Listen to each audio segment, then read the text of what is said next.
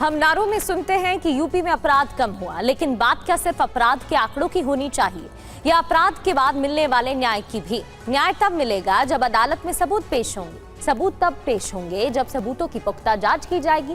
Ground zero के सफर में TV9 की टीम इस बार यूपी में फॉरेंसिक साइंस की गहराई नापने निकली और जांच में हमें क्या मिला है, ये रिपोर्ट आप देखिए।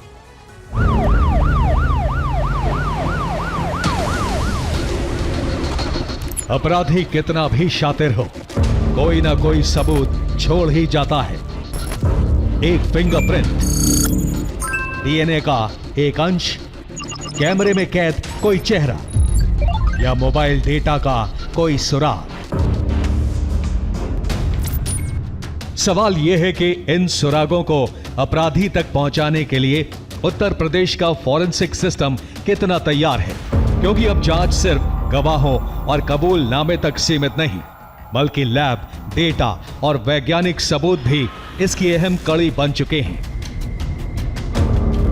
यही वजह है कि उत्तर प्रदेश में फॉरेंसिक जांच के लिए बुनियादी ढांचे का विस्तार हो रहा है। सरकारी आंकड़ों के मुताबिक राज्य में 16 फॉरेंसिक लैब हैं, जिसमें से 12 लैब सक्रिय हैं और 4 अभी निर्माणाधीन हैं। Uttar Pradesh state institute of forensic sciences यानी UPSIFS ट्रेनिंग, रिसर्च और वैज्ञानिक जांच के लिहाज से इस नेटवर्क का एक अहम हिस्सा है।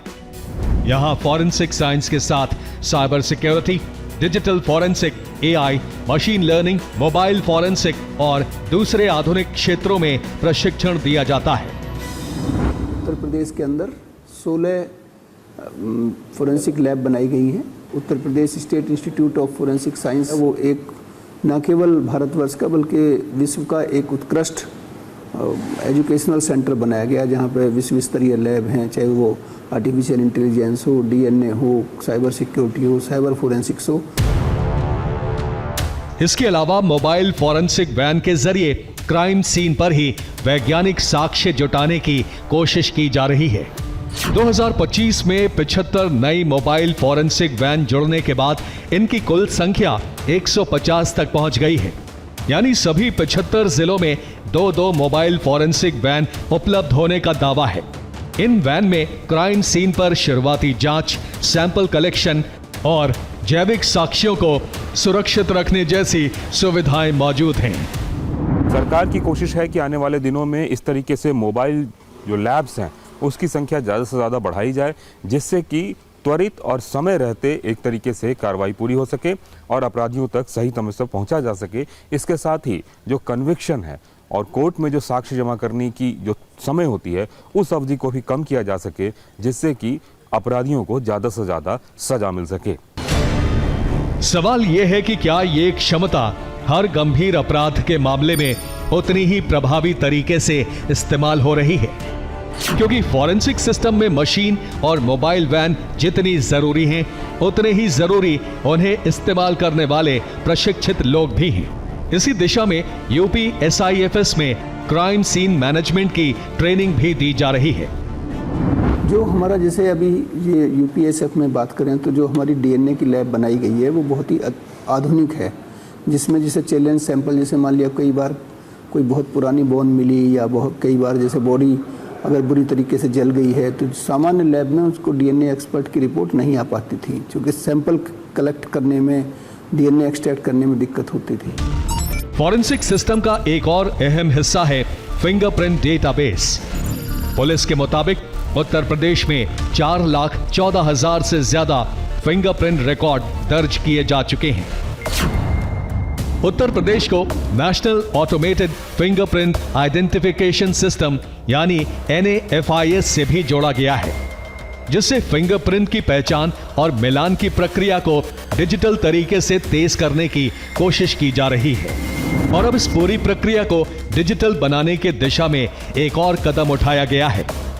जुलाई 2026 में लखनऊ की स्टेट फॉरेंसिक साइंस लैब में E-फॉरेंसिक 2.0 लॉन्च किया गया।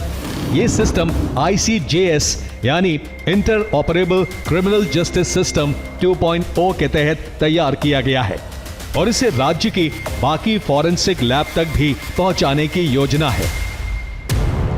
मतलब केस, सैंपल, फॉरेंसिक जांच और उसकी रिपोर्ट, इन सबके बीच डिजिटल कनेक्टिविटी बढ़ाने की कोशिश की जा रही है। फॉरेंसिक साइंस लेबोरेटरी और फॉरेंसिक साइंस के जो मानक है उनको भली भांति उनका विवेचना में जब समावेश किया जाता है तो विवेचना की गुणवत्ता बढ़ती है, विश्वसनीयता बढ़ती है कि स्पेक्ट्रोस्कोपी से लेकर के क्रोमेटोग्राफी तक ऐसी गुणवत्ता की चीज़ें उपलब्ध हैं पुलिस के पास, जो कि आप साइंस फिक्शन में देखते पढ़ते होंगे या आप सुनते होंगे अमेरिका या यूरोप में। उत्तर प्रदेश पुलिस में डिजिटल तकनीक का इस्तेमाल भी बढ़ा है।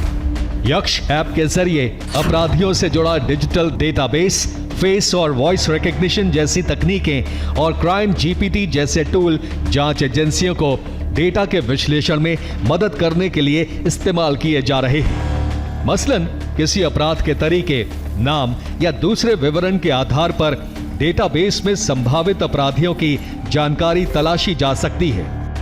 पुलिस के मुताबिक वैज्ञानिक साक्ष्य आधारित बेहतर जांच और सबूतों की अच्छी गुणवत्ता से दोष सिद्धि में काफी मदद मिल रही है। ऑपरेशन कन्विक्शन के तहत 2025-26 में 93% से ज्यादा मामलों में दोष सिद्धि दर्ज की गई और 42,681 आरोपियों को दोषी ठहराया गया। सरकार की कोशिश यह है कि ज़्यादा से ज़्यादा फॉरेंसिक लैब इस इलाके में खोले जाएं, जिससे कि जो भी अपराधी हैं उनको जल्द से जल्द अपराध की सज़ा मिले और कानूनी तौर पर केस ज़्यादा से ज़्यादा मजबूत हो। उत्तर प्रदेश में फॉरेंसिक इंफ्रास्ट्रक्चर का दायरा निश्चित तौर पर बढ़ा है। 12 सक्रिय लैब, 4 निर्माणाधीन लैब, 150 मोबाइल फॉरेंसिक वैन, 4,14,000 से ज्यादा फिंगरप्रिंट रिकॉर्ड, ई फॉरेंसिक 2.0 और AI आधारित डिजिटल टूल्स। ये बदलाव बताते हैं कि जांच में विज्ञान की भूमिका लगातार बढ़ रही है। आने वाले वक्त में फॉरेंसिक क्षमता को और मजबूत करने के साथ इसकी पहुंच और जांच की रफ्तार बढ़ाने की जरूरत होगी, क्योंकि जितना जरूरी न्याय का होना है उतना ही जरूरी है न्याय होते दिखाई देना भी।